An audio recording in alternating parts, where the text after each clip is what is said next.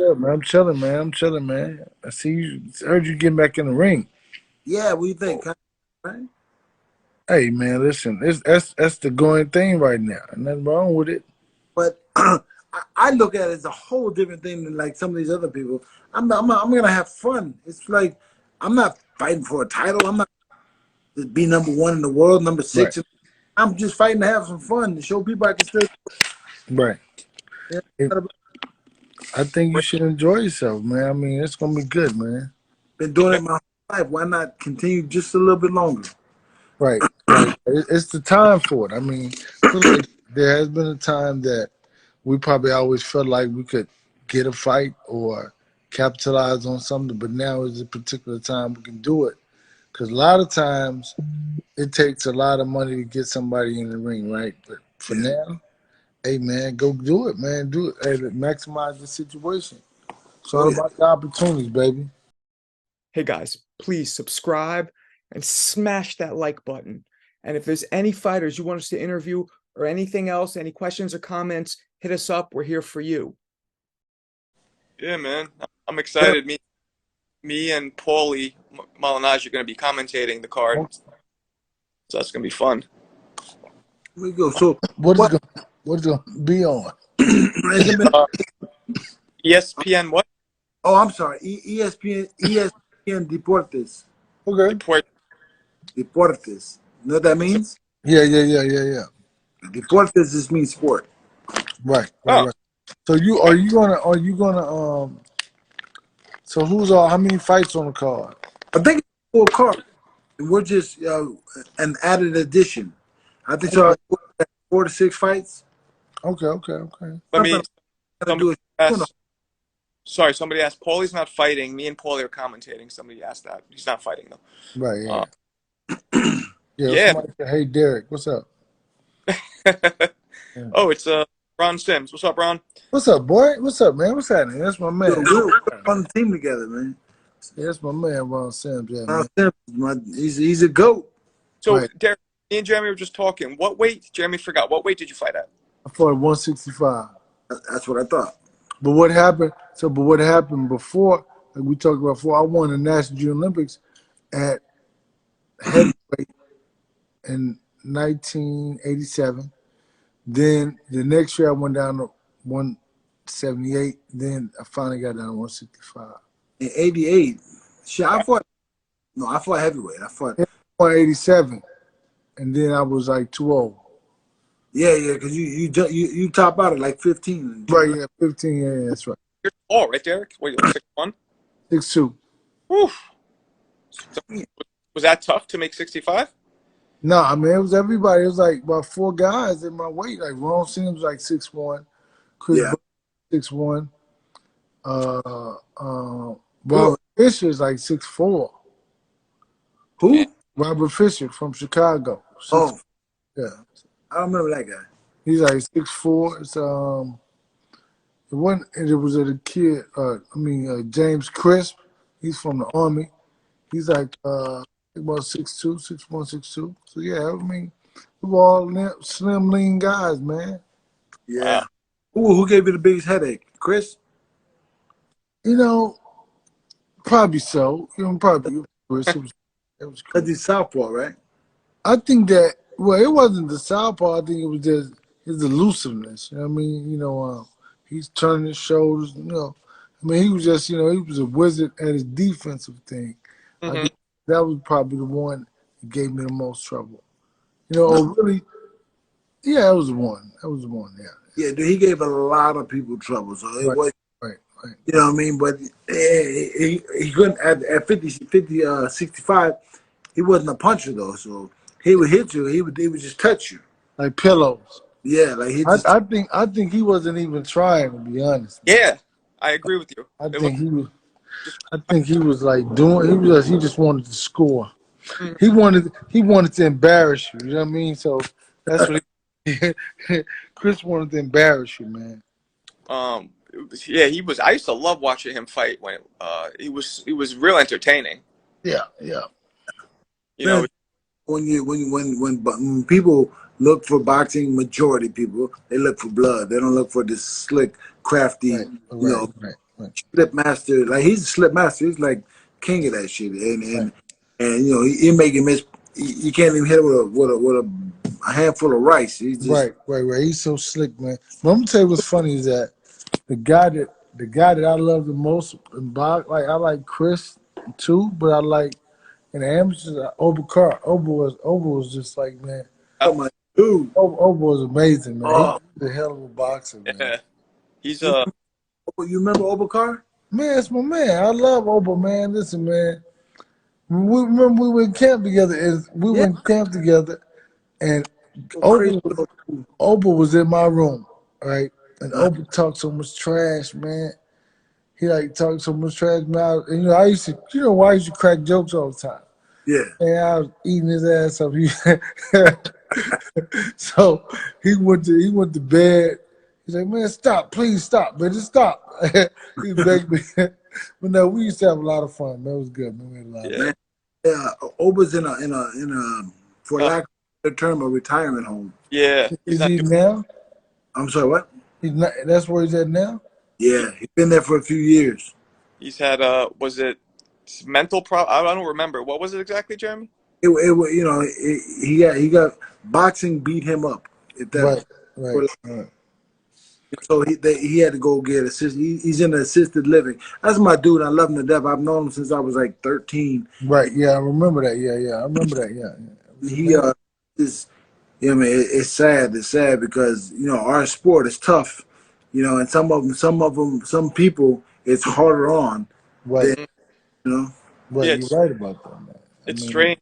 Some people get affected way more, and some people don't. You know what I mean? Right. And you think about even with Oba, man, when he fought Oscar, man, he was whooping Oscar's ass. Yeah. And really, to be honest, they shouldn't have even been fighting because he broke Frankie Randall broke his jaw, and his jaw wasn't even healed yet. And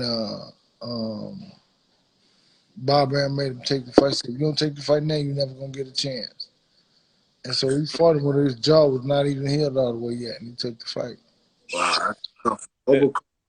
He's a legend in our time. Right, yeah, for real, yeah, he's my man. Look, you know who all he fought? He fought Ike Cortez, he fought Phyllis Trinidad. He gave Hey man, I went to the fight that was at the Garden, right? That's where I'm from. Right. When he fought Cortez, and I never forget shit. He had a row of Africans with tribal drums, right, throughout the whole fight, playing the drum, and as the shit in the fight, as the momentum would swing, they would start beating the drum harder. It was crazy. I was almost like, that's almost like giving Ike Cortez an edge. You know what I mean? Right. Yeah, that was nuts. I don't know if you've ever seen something like that before, but yeah, that would be something make it goddamn. So, how's your gym doing? It's good, man. It's kind of like everybody's kind of my man Frank Martin. Just my little young guy Frank Martin just came back. He started training today. We got a couple other guys in there. Errol came back on Thursday. Thursday, Friday. He got released on Thursday, and he came back on Friday. So with that, he had a detached retina, but he didn't know? He had a detached retina, and maybe he probably had he didn't probably know what it was. But you can kind of see whatever's going on with you in your eyes. And I think that's probably what it was. Is that I got to move around. My whole family coming out. They're coming out. I'm in the family room. And I'm going to go to my other room to be there. But nah, so. In Dallas, Houston, where you at? I'm in Dallas. Really, I'm like on the That's your outskirts of Dallas. What is that? That's your, but I mean, you're OG from Dallas, though, right? What is that? You're originally from Dallas. Yeah, I'm really from Dallas. Yeah, no doubt. Yeah. So, was after the Pacquiao fight unfolded as it did, were you guys like, with any like, fuck, we missed out on these? I think that if you look at it like this is what I believe about it. You think, listen, so when it initially happened, right? Initially made the announcement. Really, the announcement wasn't supposed to come out until it was more controlled. It should have been more controlled, but it wasn't because, you know, you tell your people, listen, man, what happened, and then just so they can try to get their tickets back, money, whatever, whatever. And so it just got out there and it kind of got out. But you know, he wanted to fight. He was like, man, I want to fight, and he kind of like was like, I want to fight, and they were like, nah, man, you can't. Cause see, it was like in Texas and most states they have an optometrist Hmm. who's look at your eye, but Vegas requires ophthalmologist. So had Vegas not required ophthalmologist, the fight would have happened. Could he have suffered irreparable damage though, fighting like that, or no? It would have been messed up. It would have been messed It up. would it would have probably Permanently, yeah. And you think about it like this too. With the, like when I and like going back to the question you asked me, were we initially when I got to Vegas, because man, Pacquiao fans are like some horrible people, man. Listen, man, they talk a lot of shit, right? And so they on social media attacking you like, you know, you got this, you got that. Someone, man, listen. So I was like, well, listen, I'm gonna have to make sure I have some security because if not, and they're not gonna come up to me like that. You know what I'm saying? And I was like, the security guy was like, okay, I got you. I was like, well, man, I got my two brothers gonna be up there. I gotta give them like, listen, man, they can do whatever, but they can't touch us, right? But then you realize social media is just what it is because at the fights, people show me a lot of love. They understand the situation, you know. But I think that if Errol would have fought Pacquiao, he would have hurt him, right? But I think that it would have been good that it's good that he didn't fight him only because he would have got the Larry Holmes treatment, right? Everybody hated Larry Holmes for what he did to Ali. They yeah. hated him. So, man, you think Errol would have just, man, listen, man. You see, this thing about it, there was not a version of Pacquiao that would have ever beat Errol Spence because Errol Spence is too big and physical. He's not Antonio Margarita, who's slow, right? So everybody you look amazing with a guy who's very slow, doesn't have any footwork. And look at the guys we fought. Most of those guys we fought didn't have footwork. Were slow. Eric Morales at one fight was able to be able to box on the outside. That was one fight. But Mm. Eric was just too big, too physical, too strong. And we would have, listen, man, we would have bulldogged him. We like um, the guy pushed him on the ground. Man, we're gonna treat you like a little guy. I mean, we're not gonna let you all that stuff, president, all that. Man, listen, man, we ain't worried about it. You know, Jeremy, we don't play that. Yeah, of course. You got in the ring, and the people said, well, he's older, man. Listen, dude, he thought he could do it, so you can't take that for like that's not an excuse. If he thinks he can beat you, you got to get up there and deal with it. Hmm. Yeah. I think that they would have treated Errol like they treat Larry Holmes. I mean, they would have hated him, I believe. They would have hated me too because I would have been telling them, go get him, go beat him. I would have been telling them, get him. I'm not gonna. That's what I Yeah. was. Get him. He's there to win, not there to Right. please. We're trying to win. Right. What I mean, after he finishes up surgery and eye, blah, blah, blah, what does the road look like for him now, as far as fighters and timeline? Yeah, it's coming up. Oh, that point, I don't know. I think he has a date with possibly, I'm thinking maybe Ugas one, somebody. I mean, I don't know. Oh, Because I mean, I think initially he was gonna fight Ugas. do you do Pacquiao you, did itself, so hmm, do you see Gas being difficult because of style or no? I mean, I think Ugas is a difficult fighter because Ugas is a fighter from a different era. So right now, most boxers are natural athletes, right? So their athleticism is taking them to where they need to go. Yeah. But Ugas is a guy who's slick. He had to be. He had the athleticism, but at the same time, he's slick, just like Floyd Mayweather. Floyd has athleticism, but Floyd is part of our era. He just lasted so long. And Bernard, think about this. The reason why Bernard Hopkins was so good, or so he got better with age, was that the level of competition was depending upon the athleticism, and he's intellectual, so he's strategically breaking them down and beating them. So right now, it's an era where these guys are athletes, and so when they talk about Errol, they say Errol can't fight because he's not switching up, he's not doing dumb shit like that. So what happens is athleticism is fleeting. So when you lose, like Pacquiao amazingly kept his athleticism until he was 40 years old. Yeah. Floyd kept it until he was 40 years old, right? But listen, man, Roy Jones' athleticism left when he was 30 something. You know what I'm saying? So it's like all these other guys, so these other kids, that's why I tell them you gotta work on your technique and your skills. Your athleticism will leave you, and if you have nothing but that, hey man, you're gonna be in trouble. Yeah, I agree. I agree. I think that's very, very poignant. What what what do you think about Jerron Ennis, Boots Ennis? I think that um I don't know. I think that until you fight somebody who's gonna fight you back, that's when you really know what kind of fighter you really are. What you are. That's not the diss them. That's just to say I can't. I give none of these young guys because until they fight somebody, I mean, how do you know? I mean, how do you really know? I mean, everybody looks good when they're building you up, Right. right? I mean, so I think that. But this is the thing about it. He's beating the guys the way he's supposed to beat them. You know what I'm saying? So that's the thing about it. So if he was struggling with the guys, it'd be a little bit, be a little bit suspect. But now he's doing what he's supposed to do. That's a good thing. Yeah, he reminds me a lot of Errol, as a matter of fact. Did you see any similarities? No, I don't. I mean, he switches up a lot. He has a little bit more flash. I think that that's why they say Errol really doesn't. He has more flash. You know what I'm saying? Everybody, I think right now, Floyd ushered something in.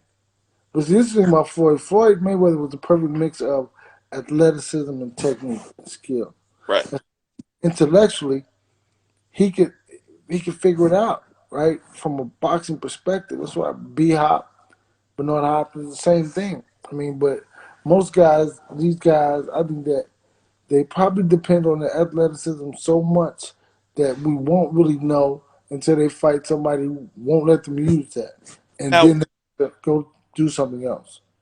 when you say athleticism, what do you mean exactly? Quickness, their movement, their speed, but not technique though. They're throwing punches not correctly, right? So they're throwing punches not correctly. They're throwing punches. It's a lot of fighters like that, man. A lot of the top fighters. You talk about this, the skill set. Put it like this, and this is funny because I thought about this. I said, are fighters today more athletic than Sugar Ray Leonard and fighters before? No, they're not. But Ray Leonard had so much skill and technique that his athleticism did never come into play. These So guys have nothing but like athleticism, quickness, and like put it like this, like So they got a couple gifts of athleticism, but their boxing skills are elementary. element, like man, like so good at all. But like they're so fast, so quick, in and out, boop, boop, and they can do a whole lot of stuff. But what happens is when they fight somebody that they can't get away from, that's when you really gonna see who they really how right. they are. I have not a problem, but for me, the term athleticism is kind of like, I feel like the definition is weird because, so for example, would you say Marvin Hagler was athletic? No, No, I wouldn't. no, I wouldn't say. But Ray Leonard, but you look at Ray Leonard was athletic with his feet movement, right? And Mhm. he showed that he had athleticism, right? But like I wouldn't think that Aaron Pryor was athletic either, right? But Tommy Hearns, he showed that he had athleticism by the way he boxed on the outside moves, used his jab and shuffled, but he had boxing skills and technique also. See, that's what I'm talking about. Most of these guys have the movement.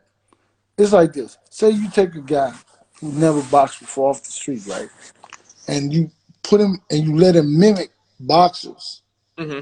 over and over and over again. Then he can do it well enough to start boxing.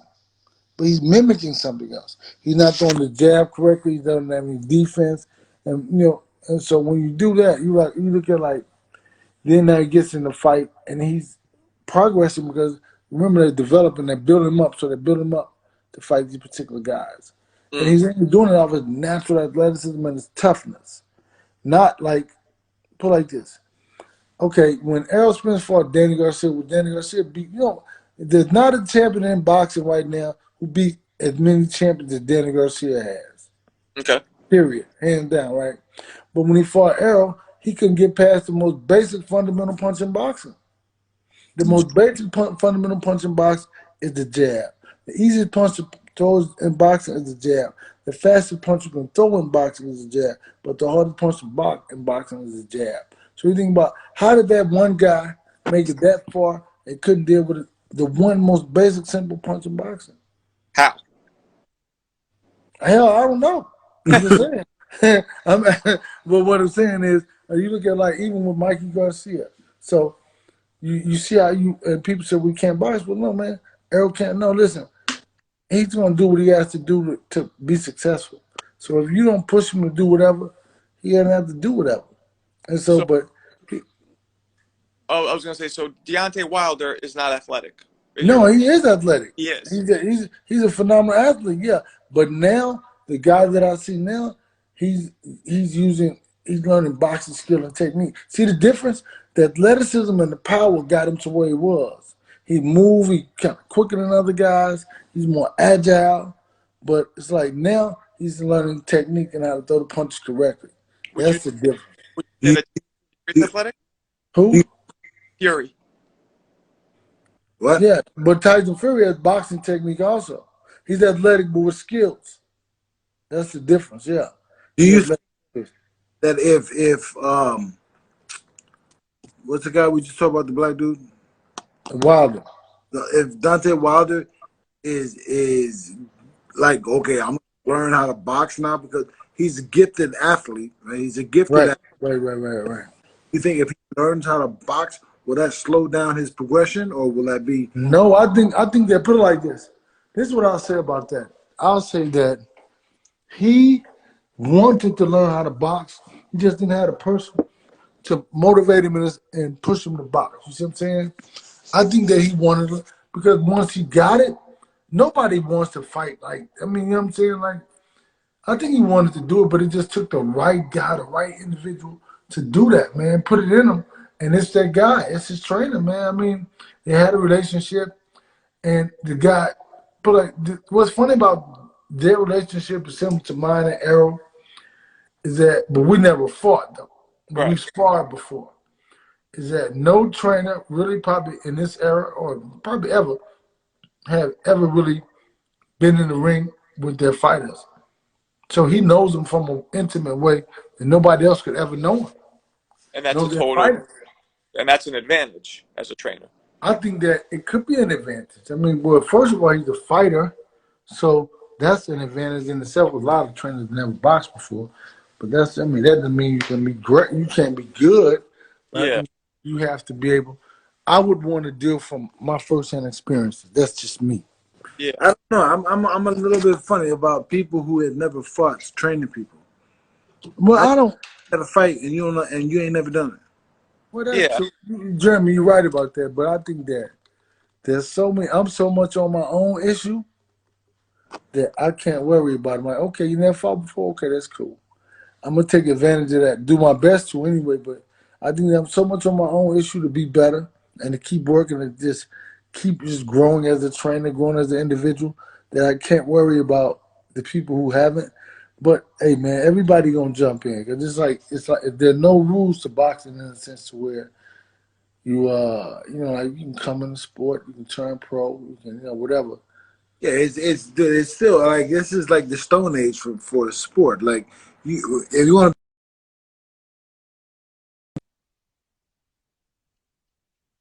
done your professional fighter. Right, that's right. And there ain't shit else, nothing else matters. Right. They get your clock cleaned 10 times in a row before the commission says, maybe we need to stop you or slow you down. Right. So speaking of that, Derrick, what'd you think of the Holyfield fight, if you want to call it that? I didn't see it. I didn't watch it. I mean, I haven't. I'm doing other stuff, so I really don't watch a lot of boxing. I really don't. So, but me too. But I think that Hey, I never seen. I mean, I saw like the little clips of it. Right. I just think that I think Holyfield needs boxing for his cognitive, his ability to move. I mean, like not to be punched, but to use it to kind of help him, stay mobile and to work. He should work with his balance a little bit more. That's what boxing offers a lot of people. I work with people with Parkinson's. Not saying he has that, but I'm just saying they have mobility problems and they have, Problems? huh? Hips? He's got hips problems. Like Chris Berger has hip problems. Hips, right? Hip problem, yeah, right. Yeah. From getting punched in, from moving around all crazy. Right. I think he needs boxing from a physical perspective to help him function daily. But I think that he doesn't need that to get in the ring and get hit. I don't believe that. Yeah, it's tough. It's tough. Taking punches is not easy. Not easy at all, but especially not at an older age. Older age. Almost 60 years old. He was taking punches. Like I told Marco earlier before you came on, like to me that was the most disrespectful shit ever. Like those guys ain't going from that to a world title. They should have just worked together and had a good show. Mm-hmm. People pay 40, 50, 60 bucks to watch this fight, and the whole shit lasts a minute and a half. The dude trying to kill him. I mean, it was like, and the guy, come fight me. Like the dude, I mean, he didn't have the understanding of what was going on. I think he thought it was a real fight. Like, no, man, this is an exhibition, man. And they should have had a conversation, man. Right. Man, who said that they didn't have a conversation? Because, I mean, I don't know. I hope they had a conversation, I mean, but obviously somebody wasn't following the game plan. what about you, Jeremy? To me, I'm gonna. Are you guys having a conversation? Yeah, have a conversation, but I know I'm not trying to rip somebody's head off for what. Right. That he just want to get in there and get the work in, man. I want to get a little work in. I'm gonna do 6 rounds, have some fun, shake his hand after the thing, have a drink after the night, and go home the next day. I mean, it's not about killing somebody. It's about like these people are gonna pay the pay-per-view and they're gonna come buy tickets and like man, give them a show, give them something to. Right. They want to see his skill set. They want to see that. Give them that, man. I mean, let him talk about it. Hey, man, he still can do something. Yeah. Entertainment, man. That's what for me, boxing now is entertainment. Right. That's right. And it's not about like I'm not going from this to a world title. I don't give a shit about that. You know what I mean? I want kids, my bed light ringside, and I'm fighting, and James is doing his thing. I grab him, look over, smile at my kids, that kind of thing. Like that kind of intensity. Man, it's a show, man. It's a show, exactly. Yeah, it's a show. It really is. Yeah. What is next for Charlo? I don't know. I mean, I think they have a couple options. I mean, I think that they try. I heard that they may try to make him fight the mandatory. Nothing from his management, but I'd be like, I'm not really on social media, but I hear on social media where you have to fight the mandatory level. So I think that's. Yeah. All right. And then with Errol, you said you don't know yet either, right? Maybe Ugas. No. I mean, we'll find out maybe in the next 2 months or so. Because really, I think that the bigger deal is like just getting through the situation right here. Right. Not so much about fights, because we want to be. You don't want to sound insensitive. Okay, you okay? Let's go. So I think that they're really kind of like taking the time with it and making sure he do his thing. Yeah, no, I get it. So we're talking about Wilder Fury. How do you see that going?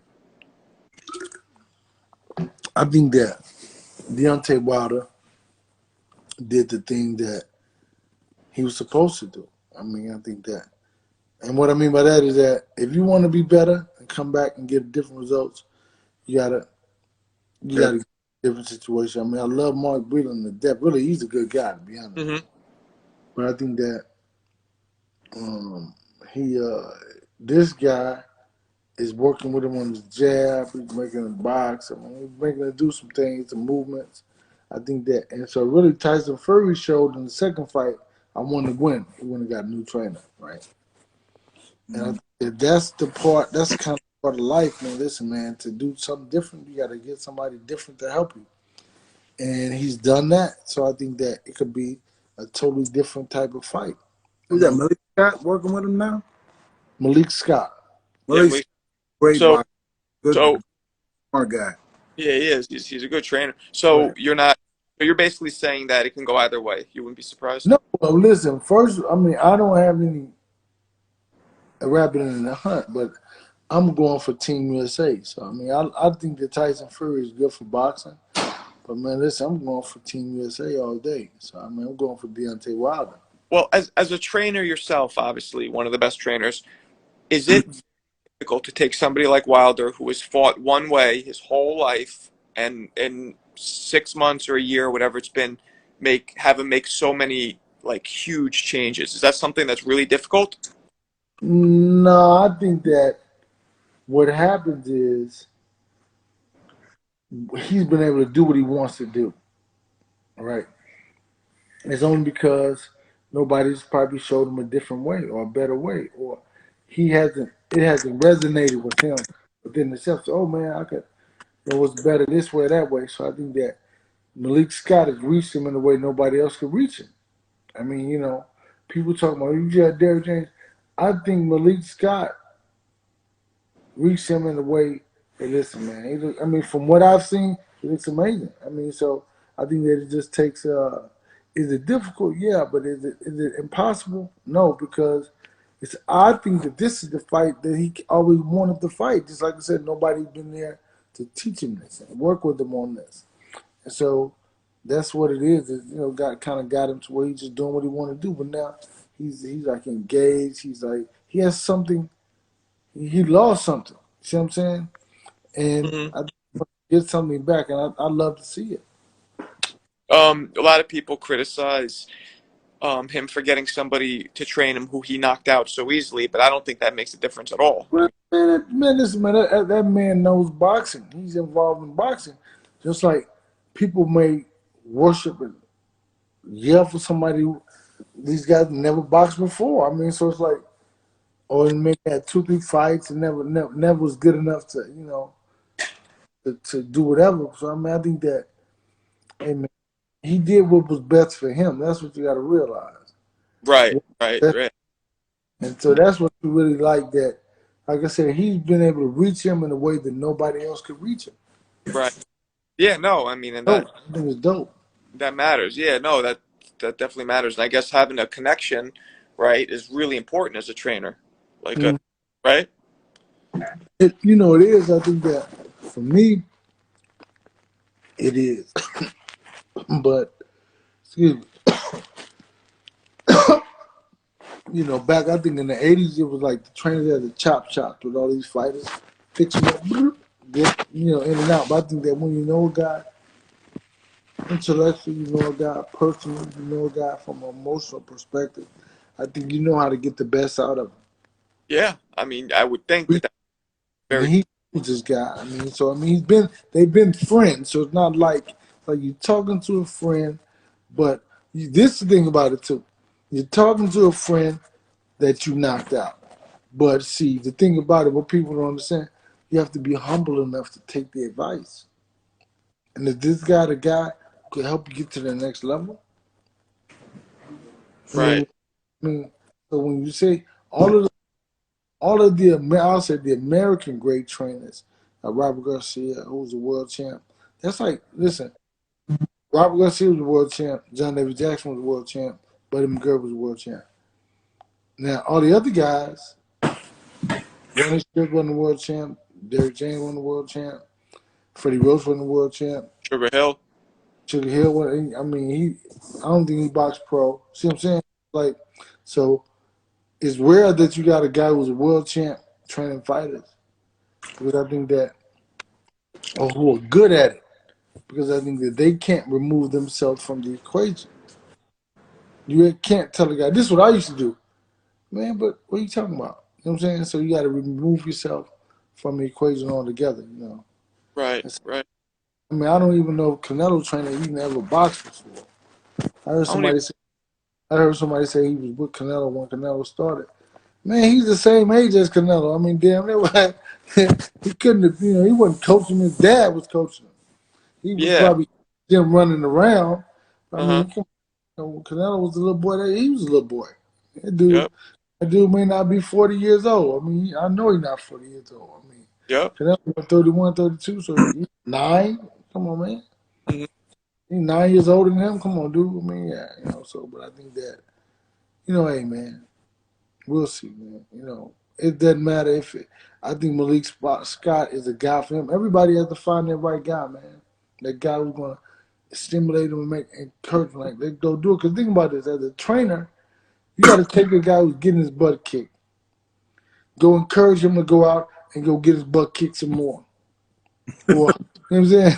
So you got to be able to talk to a guy or have him do something different, something that you see. But you have to be able to say, man, listen, okay, go do this. So it's like you have to get the hell of a pep talk every time in the round or phenomenal instructions to where the guy understands and knows what you want him to do. You remember when Moore was fighting Holyfield for the title and Right. Ted Atlas was going in on him hard. Oh, yeah, hard, man, yeah. What do you think about it? Do you think that's something? Do you think that was? I think that when you, this is what I'll say. This is for real. This is what I said. Cause I was doing the interview and I thought about it. Said that coaches yell at you, all right? Trainers get you in shape and teachers teach you what to do. So I think that if you don't have it in you, you can't do it that night. So the fight generally is won before the fight. Nothing spectacular, phenomenal. You might hit him with a lucky shot, whatever. But how rare is that, right? Right. Yeah. Everything you do is generally probably from something you've done in the gym and something you worked on in the gym. No magic will happen that night.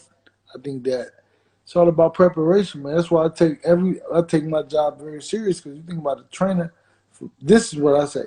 I have to be perfect for 2 months every day, right? The fight only has to be perfect one day. But I have to go in there, be conscious and cognizant of what I'm working with them on. I can't go through the motions because if I go through the motions, I'm cheating myself and my guys. So I have to be present every moment of that day, man, every moment of the training camp. No matter how tired I am or whatever, still got to be through it, man. So I think that Teddy did what he thought. He came up in the era where that's what you do. But if the guy doesn't have it in him, if you have not said, okay, step over, do this, do that. If you can't do that, then, hey, man. Put it like this. Even when Jermall, when I'm telling him in the corner for the last fight, I'm giving him instructions. I'm not yelling at him. I'm talking to him. Because, I mean, like, there's nothing that Jermall would zone you out. He's not going to listen to you yelling at him. He's not going because he doesn't function well with yelling at him. I mean, you got to talk to him. Uh-huh. So, I mean, we don't know if that was Michael Moore's deal also. You don't know how people, their upbringings are. You know what I'm saying? You don't know you don't know what's going on with them. And so you reach them the way you need to reach them. It's a conversation. Right. That makes sense.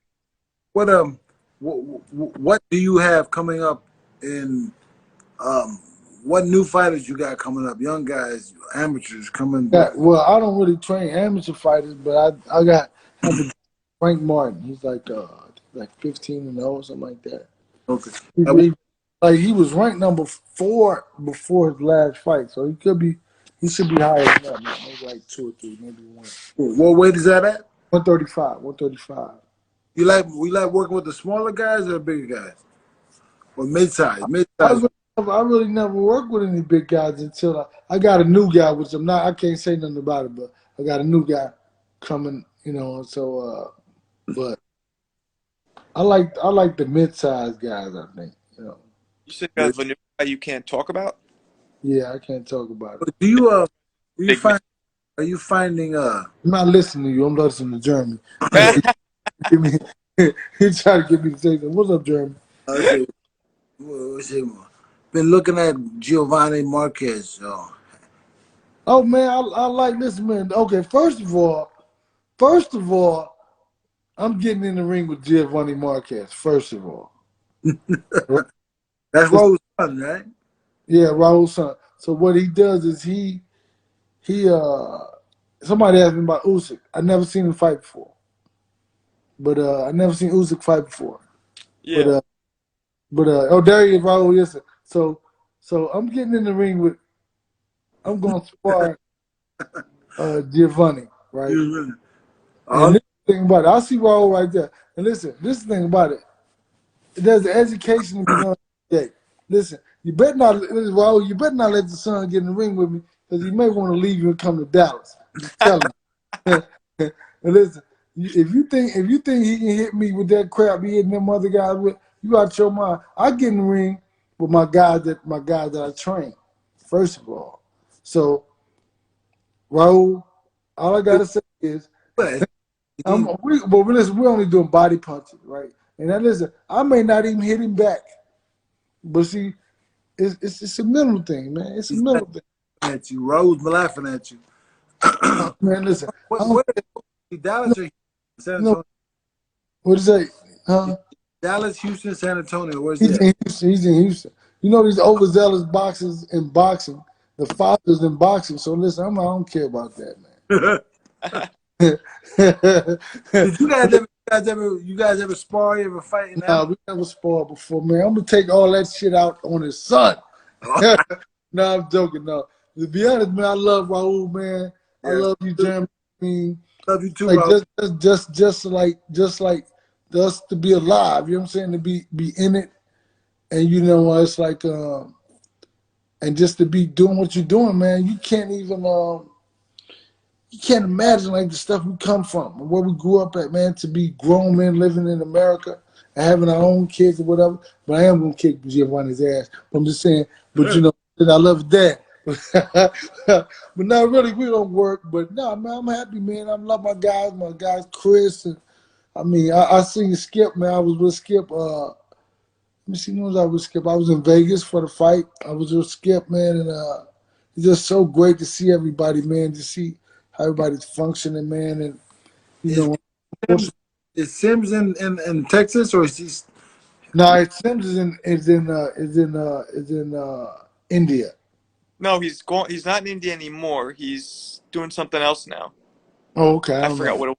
I thought he was. Yeah, he was. Oh, you're right. I thought he was in my man Ivan Robinson. I mean, like, listen, man. I mean, it's so beautiful to see like our guys, man, and like we're live, man, and we just say, man, we Yeah, got, you but know, grew up with all these guys, man. They're right, like brothers, man. They're our brothers from all over the country. well, All races, all different right, economic status, everything, man. right. You know what's funny, Jeremy? I was like, man, we would be in camps, right, and like it was like I'm from the inner city, but I wasn't in it. Like, you know, I was in boxing. I wasn't even focused on nothing else. But like I would see like all the cats gambling, and I mean, you hear guys talk about like, damn, man, they had a upbringing, But man. My shit wasn't that bad. I would look at when they was gambling, playing Tonk or Conk, whatever Right, it was. The guys from Detroit and from right, yeah, yeah. Ohio, there's some gangster ass boxers, bro. They be like, Right, right. For real, man. I didn't know any of that stuff. I was looking like, what I the thought, man, listen, man, I was like, I'm a square, but and still to this day, hey, man, I'm a square, man. You know, I don't know. Teron Millette, remember him? Right, yeah, Millette, yeah. He was chilling with he was shooting dice with that's from where they from? Missouri, right? No, Louis, St. Louis, yeah. St. Yeah, Louis. Yeah. St. yeah. Louis guys was scary. There's some gangsters out there, man. Yeah. Yep. And then we You got think how you put all that stuff behind you, or how you not get involved with that, or how you jump over this and jump over that to get, you know what I'm saying? Even like with Shane and you in California, how you kind of, you know, not get, or maybe get and deal with the gangs out there, and then they see who you are. I mean, so it's like everybody had their own thing, man. I mean, everybody had their own thing. I think that so you never really know what somebody else had to go through to show up to the gym that day, or to yeah. show up what they get through. I mean, and if they even have food when they go home. You see what I'm saying? So it's like man, crazy, man. How it's that's why I'm just so thankful, man. So happy, man. That, you know, and all the kids out there, man. You know, you don't know what people go through to get what they do. So that's why I can't talk about anybody because No. you know. So what in Dallas where you at? I'm I'm like a little country, not a country town, but I'm in a little town outside of Dallas. Like really, it's like connected, but it's like right there, Are you, suburb. are you But still training clients well personally? Every day, man. Listen, I normally on Tuesday at my 4:30, man. I have to get up at 4:30 in the morning. You know, do Damn. a 5:45 client, but so that said, like, is there a young group of guys that are potentially trying to work with you and trying to get on your good side in the gym? well, it's a lot of people. Well, my gym is private, but it's a lot of people. I mean, but it's like no local guys. So in Dallas and locally, I might hate it. You know what I'm saying? But in boxing, but in like worldwide, like people, man, I get stuff from New Zealand. I get stuff from like Russia, Japan. I mean, they hit me up in my DM, France, you know. And so it's like they hit me up all the time. But yeah, from Dallas, nah, man, nobody. I mean, they really don't. You know, like, man, they don't like me like that. But some people do. But for the masses, nah, not necessarily. Yes. How long have you had your gym? Going on 3 years in October to be 3 years. No matter of fact, you know what? It could be 3 years now. It could be 3 years now. Do you Yeah, two. gym? You would know that. What'd you say? I You would said know.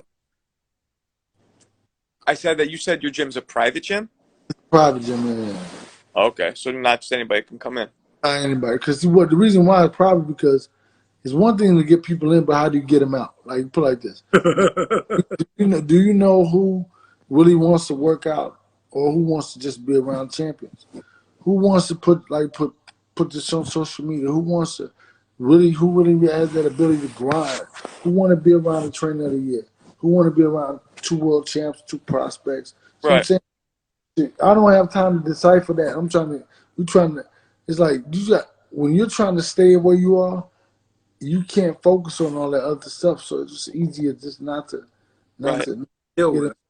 How I does mean, one how does one get into your gym? Let's say somebody wanted to join, and how does that even work? I don't even know. You Well, got gotta I, be doing something. You gotta be making moves. You gotta be.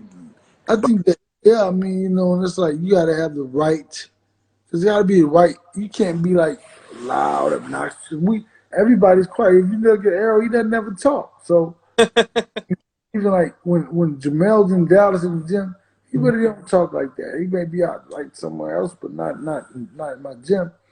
And so everybody else is kind of like we easy going, man. We don't really, you know, it's not like, you know, we just quiet guys, man. We just get in there, we work, and You this work. is usually why we work out. That's it, man. Just get the work in and just get out. Okay, so if you're not training anybody, you don't got any shows coming up. What do you like to do? Hey, man, you know what's funny? I've been going to my daughter's, like my daughter's dance, and so she does these basketball, like she dances for at the school. So she dances for the volleyball team. They're performing at halftime or something. How old is your daughter? One is 11 and one is 12. Okay. Oh, So like they're getting ready for basketball. So I took them to like the Dallas Wings versus the LA team yesterday to introduce them to basketball because they've been going to practice or whatever. So it's like now it's just kind of like letting them see like girls look like them, women look like them playing basketball. Let them know they can do whatever also. And yeah, man. But I just been spending a lot of time with the family and working. Just working, man. I work like six at my job. Really, I work 7 days a week because there's a couple people that I do train in my gym, and but it's like normally it's like man, I work 7 days a week. I never take off work, man. yeah. Somebody asked a question I thought was interesting. What is it? Is your gym separate from Earl's gym? Hey man, Errol Spence did not have a gym. That's my gym. Ah, I mean, I don't know why they think he has a gym. Maybe it's my gym. Good. Say, I was just ordered. And somebody just ordered some of his merchandise. You need to get some of that. You need to get that world class boxing gym merch. See the hoodie, man. oh, Hey, you know I'm a 2X, right? Hey, listen, we're gonna talk about that. Yeah, I wear Uh, medium.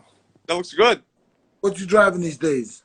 Hey man, you don't even want to know, man. I love cars. Hey man, I'm gonna tell you what I got. I drive a AMG GT53. Ooh, Even know what that means? that's a Don't Mercedes. don't worry about it. That's- It's the first car. uh, It's the first car that AMG ever designed. So most cars have an AMG kit on them, right? But this car is designed and everything made by AMG. okay, and that's not your everyday driver. Yeah, it is. Yeah, man. Or wait. Okay. My other junk, I drive a 2014 Volkswagen Passat. Passat. That was my first Hey, car. Huh? That was my first car I ever had. Was a Passat back in the day. Love those. Yeah. Really, the AMG GT53 was a wish. That's what I wished for. Really, I drive a Passat to be honest. I'm wishing for that AMG GT53, man. man, you keep saying it like it's you put 53. Okay, we got you. What color is it? I'm wishing for it. I don't know what color it is. I'm Oh, just I mean, no, man, no, yeah, man, I don't really talk about my things, man, but yeah, no, but I do. I love cars. I got no, it's like metallic silver, man. my most beautiful car is not even beautiful yet. It's a '86 El Camino. I'm There dog. we go. All right. I'm gangster like that, bro. And I mean, I got a couple cars, but I drive my Prius all the time. Right, hey man, my Passat, I've been resting that zone, but it's about to breaking back out. About to breaking back out, yeah. But no, man, I think that you know you want to live your life low key because I go everywhere. So I mean, I go different areas. I'm in the hood. I mean, not necessarily in the hood, but I'm driving through the hood. Or I grew up at the Boys and Girls Club in Oak Cliff. So I am on the executive board of directors for the Boys and Girls Club at the one that I grew up. So I mean, every now and then I drive a particular car over there, so the kids can see. Listen, man, I'm from where you from. You know what I mean? Because I do everything to let them know I'm from where you from. Mm. That's what it's about. And you can be whoever you want to be when you grow up. I mean, people may say whatever, but you can be whatever you want to be, man. You can never like limit your ideas or your imagination what you can be, man. Oh, That's, definitely. that's Is true. there a website where they can pick up some merch from the gym or from you? That they Yeah, we got it's DerrickJamesBoxing.com. Okay. Yeah, they man. You should try and you should try and come to the fight in Mexico. I doubt you have the time, but if you do, come watch Jeremy get busy. Are you fighting in Mexico? When is this? 29th October. Oh, In Tony, I'm being in camp. how is it? Agua Caliente? Is that how you Aguas, say it? There we go. I did it. Aguas, Hot water. hot water. Yeah, we want hot water in Mexico. Oh, okay, really? Okay. Yeah. And I can't go. I'm gonna be in training camp. Okay. For what? I told you I can't talk about Oh, that. I thought I just sit there. You never know. Never know. I'm on my Podcast. toes, baby. I'm on my toes. I'm on my toes. Okay. Oh, here's a question. Out of all the fighters you got, which one is the fastest runner? And which one's the hardest worker? I don't know who the fastest runner is. Or they don't jog together? No, they don't run together. No, they and I will not answer the second one. You know what? I know karate, bro. So we gotta, No, what I'm saying is that I don't want anybody to Yeah. feel any way about what I mean, like you favoring this guy, that guy, I mean, whatever. AKA the Apostle watching, the fight has actually been changed. It is no longer in the Virgin Islands. It is not on October 23rd. It is also not under Zab Judah's card anymore. Oh, That's you talking fighting with that? Okay. it's it, but 29th, an exact week later in Mexico. on ESPN. On ESPN Deportes. Okay. Yeah. Okay. ESPN Deportes. Yes, that's going to be fun. It's gonna be fun. Right, yeah, man. Yeah, man. Give a So, shout out to all the people. You know what I'm saying? right, yeah. Hey, man, you get to shine again, man. Show them what you are. Show 'em on what you're doing, man. That's what I mean. Just really let them know you still got it. You know, I work with my guys. I work out, so I stay in shape, man. I gotta, you know. Same too, man. Ivan talking about Derrick. Stop playing. What's he playing about, Ivan? What am I playing about, man? What are you playing about, man? Ivan, you should link in right here. I love my man Ivan Robinson, man. Come on. He can't play a couple months ago. We had dinner.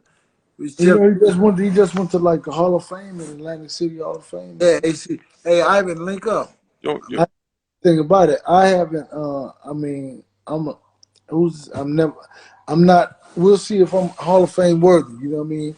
You don't even know if you can get it. We know he got it. I love that he has it. I'm happy for that, man. You know. I got it.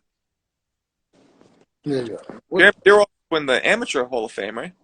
No, both of them. Oh. They got the Amateur Hall of Fame. See, I didn't even know about the Amateur Hall of Fame. I'm an Amateur Hall of Fame, Golden Gloves Hall of Fame, Professional Hall of Fame. There we go. Hey, there we go, man. Let's say. Ivan, link in. How do you do? What do you got to do, Marco? He has to just send a request to me. Oh, send a request, whatever that is. Maybe he's on the bowl, man. Maybe he just want to link in. He's in the bowl. Maybe he's on the bowl, I'm saying. Oh, well, he might be having. What time is in New York? 7:10. I think it's like a process, but I don't know if he 100%. I don't know if it's done yet. You know what I mean? Like, it's a process. They asked me, is Errol 100%? You know. Oh, the eye injury. Oh, yeah. I think that he's at a better place. I don't think the process is over yet. Right. But so I think once those weeks go by, but more the weeks go by, the better he'll get. I don't know what's next for Charlo, man. I mean, if they asked me that earlier, I think that he has to fight as mandatory. Then after that, I think that's what and that's not what his management told me. That's just what I saw on social media. All right. What it says, Thank you. I love you too, man. And look, my man Jeremy Williams. Listen, they got me on here, man. What's funny about it, when I'm on, I never really get on. I don't really do a lot of interviews. I mean, I don't do a lot of social media either, but it's cool to see the love out there, man. You know, it's a good feeling, right? It's a good feeling, man. When you say you get a lot of hate, oh my God, like, you know what I mean? Yeah. So it's like Burley's doing okay, man. He's okay, man. Let me see, he hit me with it. Hey, man, I'm not that fast. What? Somebody, they sent all that. Pray on the phone with the man. Yeah, we keep this show real positive, you know. So. Right. It's cool though, man. I like that. I mean, it's cool. You know what I'm saying? I mean, I don't. Sometimes, you know, somebody asks you to do something. Oh my God! Then you dread doing it. Mm-hmm. Oh man, it's pleasant, man. You know, it's fresh. Yeah, you know, it's it's always refreshing to see familiar. And you family, bro. We can't. That's what I'm saying. I said that's why it's always refreshing.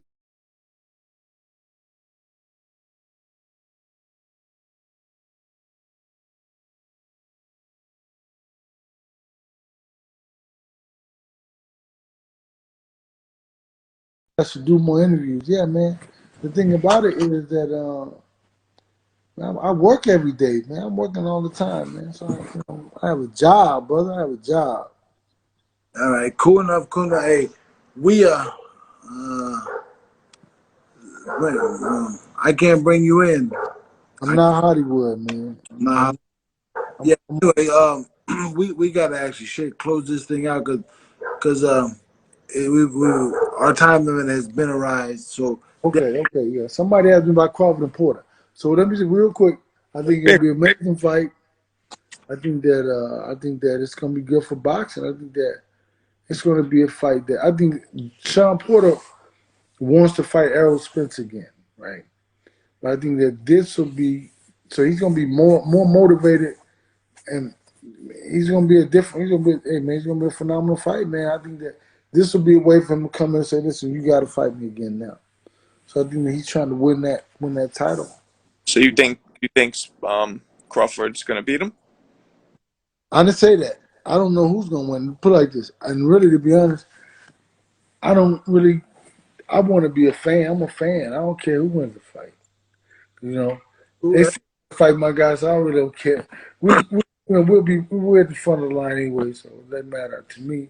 That's true. And I say that to say that I want to see a phenomenal fight. So it doesn't matter, man. And the way that I enjoy boxing is that I really kind of don't get into to who I want to win, because I think that if your guy doesn't win, then you don't have a good day. You're not happy about it. But if you just go in there as a fan, you can enjoy whether no matter who wins the fight. So I think that it's gonna be a great fight. I want to see a good fight, and I think that it's gonna be good for Crawford's career, good for his resume. I think it's gonna be great for Sean Porter. I mean, and, hey, it's only gonna make the fight with Errol Spence, if that happens, bigger and better. Yep. Okay. All right. Well, cool. Hey, Ivan, we're gonna look you up. We're gonna do interviews soon too. Hey, Derrick, thank you so much, brother. You guys. Thanks. No doubt, man. Appreciate you, man. Love you guys, man. Listen, man, it's all good. I'm gonna get up and go to bed. It's not too late for me. It's like 9 something. I'm gonna go to bed. Yeah. Hey, It's man. only 7. Good. I know it's 7 o'clock where you at. It was like 10 o'clock where he's at, right? Yeah, 10, yeah, exactly. I'm Let's do it again. All right, no doubt, guys. Later. Yeah.